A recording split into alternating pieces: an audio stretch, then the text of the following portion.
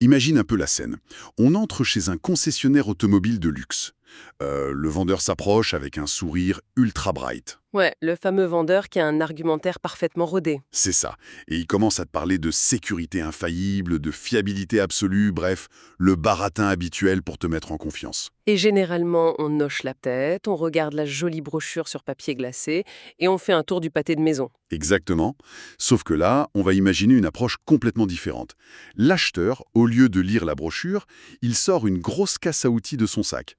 Ah, je vois le genre. Il prend une clé à molette, il soulève le capot en plein milieu du showroom et il commence à démonter le moteur, pièce par pièce. Le vendeur risque de passer un très mauvais quart d'heure. C'est clair. Mais c'est le seul moyen de vérifier si les pistons, les courroirs et tout le reste correspondent vraiment à ce qui a marqué sur la brochure. D'un point de vue mécanique, oui, c'est radical. Mais c'est la seule façon de séparer la véritable ingénierie d'une simple couche de peinture esthétique. Eh bien, c'est très exactement l'esprit de notre décryptage d'aujourd'hui. L'industrie de la tech est complètement inondée de grands discours sur l'intelligence artificielle en ce moment. Ah oui, les fameux mots-clés. L'IA digne de confiance, la transparence algorithmique, la gouvernance stricte. Voilà, sur le papier, c'est génial, mais pour cette analyse détaillée, on jette les brochures marketing à la poubelle. On met les mains dans le cambouis. Littéralement, on plonge la tête la première dans le code source d'un système qui s'appelle CIRAG. On a accès à ses tableaux de bord, à ses fichiers de configuration brute, à ses scripts d'intégration. L'objectif, c'est vraiment de voir à quoi ressemble la promesse de souveraineté des données, mais traduite en ligne de code. Exactement. Et je suis super curieux de voir ça parce que l'architecture de CIRAG repose sur un postulat, assez extrême, non? Oui, très singulier. Dans leur documentation technique, il est écrit noir sur blanc que si la confidentialité échoue sur le plan technique, c'est pas juste un bug. Genre un truc à patcher à la prochaine mise à jour? Non, pas du tout. Pour eux, c'est l'effondrement total de la raison d'être du projet. Ah ouais, rien que ça. Dans ce paradigme, la politique de gouvernance des données, c'est pas un fichier PDF de 60 pages de conditions d'utilisation que personne ne lit. La fameuse case qu'on coche tous sans regarder. Voilà. Là, la politique, c'est le code lui-même. Si le code autorise la moindre fuite, la politique est considérée comme nulle. Bon, démarrons l'inspection de ces moteurs. Si on veut comprendre comment une telle rigueur s'applique, je suppose qu'il faut commencer par le cerveau du système. Tout à fait. Et la première chose qui saute aux yeux, quand on lit l'architecture, c'est que ce cerveau ne se trouve pas dans l'interface web. Pas là où on tape nos questions, du coup. Non, il est profondément enfoui dans le noyau central, dans un module très spécifique, le LLM interface.py. D'accord. Le module dédié à la gestion des modèles de langage. Et dès les premières lignes de configuration de ce fichier, on voit des règles extrêmement strictes. La hiérarchie est hyper claire. C'est-à-dire? L'option prioritaire, le chemin numéro 1 pour toute requête, c'est OLAMA, donc l'exécution locale. Ok, donc le système essaye absolument de faire tourner l'IA directement sur la machine physique. Exactement, en utilisant l'accélération matérielle, les cartes graphiques locales si elles sont présentes. L'option 2, Open Router, donc le cloud, n'intervient qu'en tout dernier recours. Et ce qui est fou dans le code, c'est que le système ne demande pas juste gentiment au système d'exploitation, genre « hey, t'as une carte graphique sous le coude ». Non, il lance des requêtes d'ingénierie de très bas niveau. Ouais, j'ai vu ça. Il sonde physiquement la carte mère. Il utilise des commandes comme LSPCI ou Rokem SMI pour cibler des composants AMD très spécifiques. Il fouille l'ordinateur pour maximiser le calcul matriciel sur place. C'est vraiment la marque d'un outil pensé pour la production industrielle. Pas juste un petit prototype de laboratoire, quoi. Pas du tout. Mais là où l'architecture montre vraiment les muscles, c'est dans la gestion des échecs. Ah oui, le fameux refus de la bascule silencieuse. Explique-nous ça. Imaginons que ton système est configuré pour être strictement local. Et là, bam, surchauffe ou manque de mémoire RAM. L'horreur classique. Le modèle local plante et n'arrive pas à répondre. Eh bien, au lieu de chercher une roue de secours sur Internet, le code va générer une erreur fatale dans les logs. Il écrit un truc du genre « Olama query failed, local mode, no automatic fallback ». Voilà, aucune bascule automatique. C'est là que je veux qu'on s'arrête 2 secondes. Parce que honnêtement, pour un utilisateur lambda, ça semble complètement contre-intuitif. Comment ça? Si la puce locale plante, pourquoi afficher une grosse erreur bien rouge à l'écran au lieu de juste rediriger discrètement la question vers un super serveur cloud qui va répondre en une fraction de seconde? Pour l'expérience utilisateur, oui, ce serait plus fluide. Grave, l'utilisateur ne verrait même pas la différence. Sauf que ce serait un désastre absolu en termes de cybersécurité. Ah, tu veux dire pour les données sensibles? Exactement. Prends un hôpital ou un cabinet d'avocats qui analyse des dossiers ultra confidentiels. D'accord, je vois le tableau. Si le serveur local a un petit coup de mou et décide par commodité d'envoyer le dossier médical d'un patient sur une API cloud publique sans rien dire à personne, C'est la fuite de données monumentale, la violation totale des règles de conformité. Totalement. En refusant cette bascule automatique, le système CIRAG refuse de prendre une décision de gouvernance à la place de l'administrateur. c'est un peu l'analogie du videur de boîte de nuit ultra strict en fait. Ah oui, j'aime bien cette image. La salle privée locale, c'est la zone ultra sécurisée. Si tu es sur la liste de la salle privée, tu y restes. Et si le courant saute dans cette salle? Le videur ne va pas attraper les invités par le col pour les jeter discrètement dans la grande salle publique, le cloud, juste parce que c'est plus pratique et qu'il y a de la lumière. La porte reste fermée. Voilà. Un don vieil échec technique bien franc, c'est infiniment supérieur à une compromission invisible de la sécurité. C'est le principe même. Sauf que un logiciel qui se contente de planter brillamment à la moindre saturation de la carte graphique, c'est pas très utile non plus au quotidien. C'est exactement ce que j'allais dire. Si on interdit le cloud en cachette, comment on évite que ce truc se transforme en presse-papier à 1000 € dès que la mémoire sature? Et c'est là qu'intervient le LLM-Manager.pi, le gestionnaire de résilience. Ce fameux fichier, il déploie une chaîne de survie assez dingue, c'est ça? Oui, une chaîne de secours structurée en 5 étapes bien distinctes. Ce n'est pas pour contourner la règle, c'est pour s'adapter. Ok, détaillons un peu ça. L'étape 1, c'est la préparation du contexte avec le RAG. Oui, la génération augmentée par la recherche. Le système fouille d'abord dans les documents internes de l'entreprise avant d'inventer quoi que ce soit. D'accord, donc ça sécurise le terrain. Ensuite, étape 2, il tente de générer la réponse avec la carte graphique, le TG Web UI. C'est le plus rapide. C'est l'idéal, mais si la carte graphique est saturée, on passe à l'étape 3. Et là, j'ai été super surpris en lisant le code. Il bascule sur Olama, mais en utilisant uniquement le processeur central, le CPU. Oui, exactement. Mais pourquoi s'infliger ça?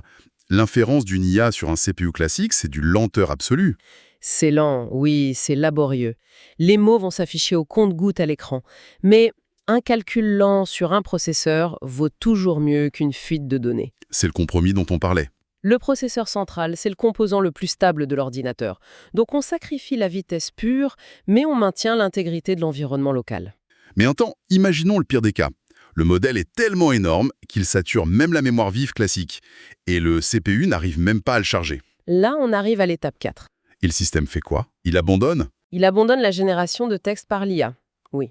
Mais il se transforme en simple moteur de recherche documentaire hors ligne. Ah, donc il fait juste de la recherche RAG pure sans la partie intelligence artificielle qui rédige la réponse. C'est ça. C'est ce qu'on appelle la dégradation gracieuse. Il se dit, bon, je ne peux pas synthétiser l'information aujourd'hui, mais je peux quand même te retrouver les documents bruts locaux. C'est super ingénieux. Et ce n'est qu'à l'étape 5, l'ultime étape, si vraiment tout le reste a explosé en vol. Et uniquement si l'administrateur a explicitement autorisé Internet. Oui, détail crucial. Là, il tentera de joindre OpenRouter dans le cloud. Et si ça échoue aussi, le message c'est juste « System unavailable ». Voilà. C'est vraiment l'équivalent numérique d'un abri de survie. C'est le survivaliste de la tech. T'as le réacteur principal, la carte graphique. S'il s'arrête, le générateur diesel, le CPU, prend le relais. S'il n'y a plus de diesel, on passe sur les batteries de secours avec la recherche hors ligne simple. Et si les batteries meurent, on allume des bougies. On préfère vivre dans la pénombre plutôt que de percer un trou dans le mur blindé pour tirer un câble depuis l'extérieur. C'est exactement ça. Et ça prouve que l'outil est conçu pour des environnements opérationnels réels, genre des navires en mer, des zones d'urgence, des endroits où les réseaux tombent souvent. D'ailleurs, en fouillant dans les configurations, il y a un détail qui m'a vraiment interpellé. Ça concerne la façon dont l'IA réfléchit selon son environnement. Tu penses au paramétrage dans systemconfig.yaml? Oui, c'est fascinant. Dans les réglages par défaut pour le modèle Llama 3.1, on voit que le système change de stratégie selon son mode de connexion. Tout à fait, la différence sur le nombre de documents. C'est ça. En mode local, il est configuré pour n'extraire que 5 documents de contexte. Mais si on l'autorise à basculer en mode cloud, le chiffre passe automatiquement à 8 documents. C'est une nuance subtile mais majeure. L'outil ne change pas juste de moteur, il modifie littéralement l'ampleur de sa propre mémoire de travail. C'est parce qu'il a une conscience aiguë de ses contraintes matérielles. La fenêtre de contexte, donc la quantité de texte que l'IA doit lire avant de répondre, c'est un énorme goulet d'étranglement. Plus il y a de documents, plus ça pompe de la RAM, c'est ça? Exactement. Et de manière exponentielle. En limitant à 5 documents en local, le système se protège contre ses propres limites pour garder un temps de réponse décent. Alors que dans le cloud, OpenRouter a des grappes de serveurs gigantesques. Donc il sait qu'il n'est plus bridé par la physique d'une seule machine. Il augmente le contexte à 8 documents pour être plus précis. C'est une adaptation organique en fait. Et cette philosophie, où l'IA s'adapte à la machine et non l'inverse, on la retrouve dans la séquence de démarrage. Dans le fichier service-container.py. Oui. On découvre qu'il y a 9 étapes de démarrage. On pourrait se dire, c'est un outil d'IA, donc le moteur linguistique va s'allumer en premier. Eh bien non. L'interface LLM n'est chargée qu'en 6e position. En 6e position sur 9. Bien après la détection matérielle, les bases de données, les certificats réseau, pourquoi la reléguer si loin? C'est de l'architecture orientée service, la fameuse SOA. La stabilité de l'infrastructure est beaucoup plus importante que l'intelligence artificielle elle-même. C'est vrai que souvent sur les applications modernes, si le modèle de langage plante, toute l'appli fige. Voilà. Ici, l'IA est traitée comme un simple composant périphérique. Si elle s'effondre en plein milieu d'un calcul complexe, L'onde de choc est contenue. exactement. La base de données tourne toujours, l'interface utilisateur reste fluide, le chiffrement est maintenu. Tu peux littéralement débrancher l'IA, la mettre à jour, la rebrancher sans que l'infrastructure s'arrête. Bon, ça, c'est pour la génération de texte. Mais cette paranoïa locale, est-ce qu'elle s'applique à tout le reste? Quand on explore le tableau de bord écosystème, on voit que la doctrine s'étend beaucoup plus loin. Ah oui, le module de génération d'images, par exemple, dans imageservice.py. Oui, générer une image, ça demande des ressources phénoménales. Et pourtant, le système propose par défaut le local, avec Automatic 1111 ou des générations de fichiers SVG directement via Ollama. L'image n'a pas droit à un passe-droit cloud par rapport au texte. Aucune exception. Et c'est pareil pour les communications. T'as regardé le module de newsletter Ollama? Oui, c'est dingue. Au lieu d'utiliser un service de publi-postage classique en ligne, l'architecture impose une base de données SQLite locale juste pour les abonnés. Avec une connexion directe au serveur d'envoi SMTP. C'est ça. Le code vérifie agressivement les ports réseau. S'il voit le port 465, il force un chiffrement dur, et sur le port 587, il initie un protocole StartTTLS hyper sécurisé. Une IA qui traite des données stratégiques, elle ne peut pas se permettre de voir ses résumés interceptés sur le réseau de la boîte. La sécurité doit être de bout en bout. Mais du coup, avec tous ces modules séparés, le texte, l'image, la newsletter, comment tout ça se synchronise sans virer au chaos total si un truc plante? Tout repose sur le dashboard Sector Manager, qui utilise une base de données PostgreSQL centrale. C'est la tour de contrôle. Mais si cette tour de contrôle tombe en panne? Le système a prévu des mémoires caches locales dans chaque tableau de bord. C'est l'observabilité intégrée. J'adore le système de voyants visuels qu'ils ont mis en place. Les fameux statuts vert, orange, rouge. Oui. Vert, tout le monde communique bien avec la base centrale. Mais si elle crache, les tableaux de bord s'isolent sur leur cache locale et affichent un voyant orange. Ils signalent qu'ils sont hors ligne, mais ils continuent de fonctionner de manière dégradée. C'est carrément comme une ville autonome en fait. Comment ça? Si la centrale électrique principale explose, les quartiers ne sont pas plongés dans le noir.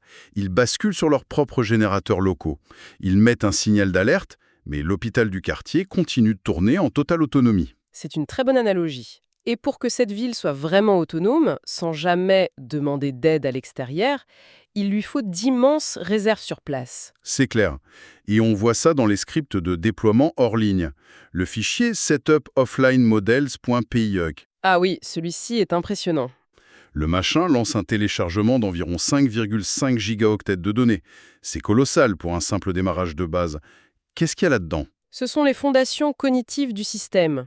Dedans, tu as le modèle d'intégration BGE, qui pèse 420 mégaoctets pour la recherche sémantique locale. Ok. Et le reste? Le reste, presque 5 gigaoctets, c'est dédié au modèle de traduction Argos. Ah oui, et la traduction souveraine.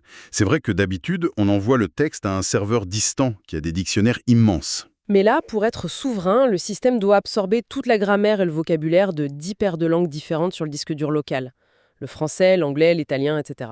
Et le niveau de paranoïa culmine lors de la validation de cette installation. Le test du huis clos. Exactement.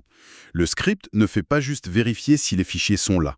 Il lance un test d'intégration avec un paramètre explicite local files only égale true. Forcer l'utilisation exclusive des fichiers locaux. Le système se coupe virtuellement du monde, il barricade toutes ses portes et il vérifie s'il arrive encore à traduire et à chercher des infos. Et ces 5,5 gigaoctets plus ce test de huis clos, c'est la preuve matérielle que l'objectif de CIRAG n'est pas juste une plaquette commerciale. C'est clair. Donc, si on rassemble un peu toutes les pièces de ce moteur qu'on vient de démonter, on voit que la gouvernance des données peut vraiment être gravée dans la logique même du code. On a vu un routage strict, une chaîne de survie en 5 étapes et un écosystème complètement indépendant d'Internet. La leçon pour tous ceux qui veulent implémenter l'IA en entreprise, c'est que la vraie souveraineté, elle assume la dégradation des performances plutôt que la fuite d'informations. Et honnêtement, en analysant tout ça, ça soulève une question beaucoup plus large. Ah oui, laquelle? Si le système CIRAG prouve, code à l'appui, qu'il est techniquement possible et viable d'avoir une IA hyper sophistiquée, fonctionnant de manière 100% locale et sécurisée, pourquoi la majorité des grands outils d'entreprise sur le marché nous imposent toujours des connexions cloud obligatoires et indispensables? C'est la vraie question. Si la technologie permet l'autonomie, qu'est-ce que cette connexion forcée révèle sur leur vrai modèle économique et sur la marchandisation de nos données? C'est une sacrée réflexion à garder en tête. La prochaine fois qu'on nous présentera la nouvelle révolution algorithmique dans un beau showroom bien éclairé. Le discours sera parfait, oui. Mais sous la carrosserie scintillante, il faudra toujours se demander et peut-être sortir sa clé à molette pour voir si l'ingénierie sert vraiment la sécurité de l'utilisateur ou juste les intérêts du constructeur.